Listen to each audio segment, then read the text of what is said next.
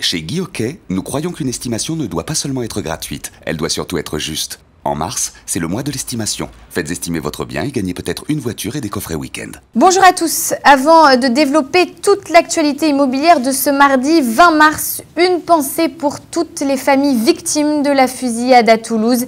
L'ensemble de l'équipe de TV Immo s'associe bien évidemment à leur douleur. Allez, comme promis, votre journal. Qui n'a jamais rêvé de vivre dans un château? Dans un château, oui, mais d'eau, c'est une autre histoire et c'est Loïc Signor qui vous la raconte.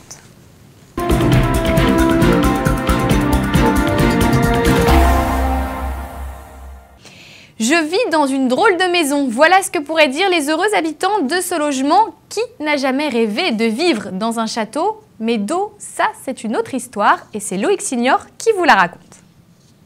Si vous en avez assez des maisons traditionnelles, pourquoi ne pas opter pour un château d'eau? Un logement peu commun où les voisins ne sont pas gênants, il faut juste ne pas avoir peur des escaliers et surtout oublier le vertige. En voie de disparition partout en France, le château d'eau est menacé par les réservoirs souterrains. Des élus militent pour recycler ce patrimoine. Habitation, restaurant ou gîte, les possibilités ne manquent pas. D'autant plus que les rénovations peuvent aboutir sur de magnifiques espaces, notamment grâce à l'installation de baies vitrées. De tout style, de toute taille, mais aussi de tous âges, les châteaux d'eau font aujourd'hui le bonheur de centaines de Français, partie intégrante de ces nouvelles habitations à l'instar des anciennes églises ou encore des forts. Le château d'eau se distingue souvent par son architecture pour le moins singulière. Plus volumineux qu'un phare breton, moins cher qu'un château de la Loire, on peut surtout trouver le château d'eau de ses rêves dans tous les départements français. Ou presque, il en existe près de 30 000 dans tout l'Hexagone.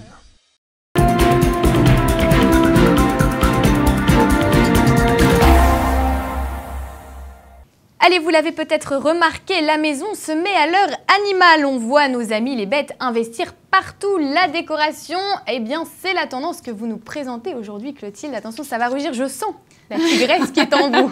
Tout à fait. Alors par contre, attention, fini les têtes empaillées de mamie. De mauvais goût. Voilà, c'est ça. Bon, c'est un peu de mauvais goût quand même. Le petit chat là qui fait des petites pauses, c'est pas terrible. Aujourd'hui, la tendance, ce sont la figure animale, mais sous forme plus moderne. Voilà, la maison, vous l'avez dit, se met à l'heure animale. Les bestioles, elles sont partout dans les magasins de déco. On commence avec les accessoires, notamment les coussins. Vous voyez, il y en a pour tous les goûts. Des brebis, des hiboux. L'important, c'est de voir l'animal en gros plan. Alors plus c'est kitsch, plus on aime. Mieux c'est, ouais. Mieux c'est. Alors, il y a aussi évidemment des éléments de déco pour la table, des éléments plutôt discrets, des assiettes. Mais alors, moi, je préfère les plateaux.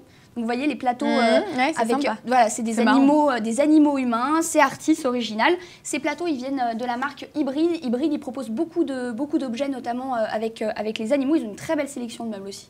Des meubles en forme d'animaux. Oui, mais je vous assure, j'ai un énorme coup de cœur pour la table chien. Alors, la table chien, comment c'est possible, ce n'est pas de mauvais goût parce qu'il n'y a pas la tête de chien, c'est assez discret, c'est juste que c'est plus suggéré que montré. C'est moulé en fait, c'est plus un moule. C'est des pattes, on voit bien les pattes, on reconnaît quand même hein, si on regarde bien la table.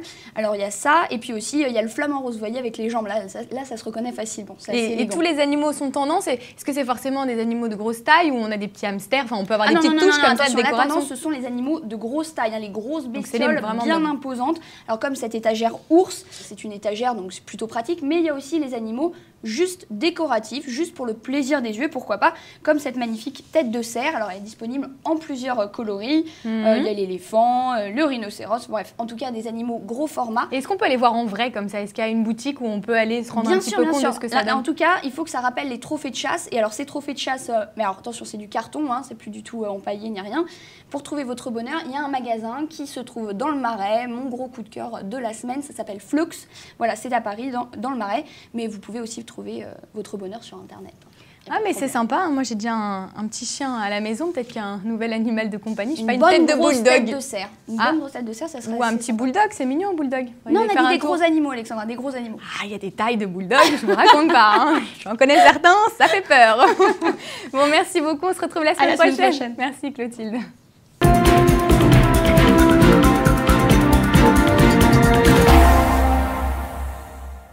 Allez, avant de se quitter, les célébrités et l'immobilier, c'est tout de suite dans votre rubrique Immovip. Il était une fois 3 filles superbes qui avaient décidé de s'engager dans la police. Et c'est ainsi que nous avions connu la belle Farah Fawcett, l'une des 3 drôles de dames, décédée en 2009. Elle laisse derrière elle des milliers de fans, une centaine d'épisodes et surtout une jolie maison au Texas. Un ranch qui est au prix plus que raisonnable de 215 000 $, autant le dire du jamais vu pour une maison de star. C'est à Corpus Christi, ville côtière du sud du Texas, que Farrah Fawcett a passé son enfance. Le joli ranch des Fawcett a été entièrement restauré depuis. Le prix de 215 000 $, soit environ 163 000 €, reste très abordable si l'on considère la grandeur, l'état de la maison et l'actrice de renom qu'elle a hébergée. Voilà, c'est la fin de votre journal. Merci de nous avoir suivis. N'oubliez pas que sur TV Imo, en cliquant sur l'onglet Annonces, vous aurez accès à toutes les offres de vente et de location du réseau Ceinturie 21, ainsi que toutes les informations et les conseils concernant nos notaires de France. N'oubliez pas également un rendez-vous très important à la fin du mois. Je vous le dis, tous les jours c'est vrai, mais ça compte. C'est bien évidemment le Salon de l'immobilier qui se tiendra à Paris, porte de Versailles. Les dates, 29 mars. 1er avril, voilà, en attendant, j'ai le plaisir de vous retrouver mercredi pour un nouveau journal. Alors surtout, restez connectés, ne manquez rien et à demain.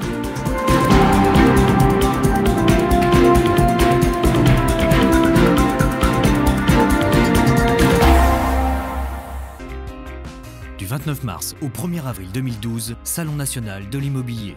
Paris, porte de Versailles.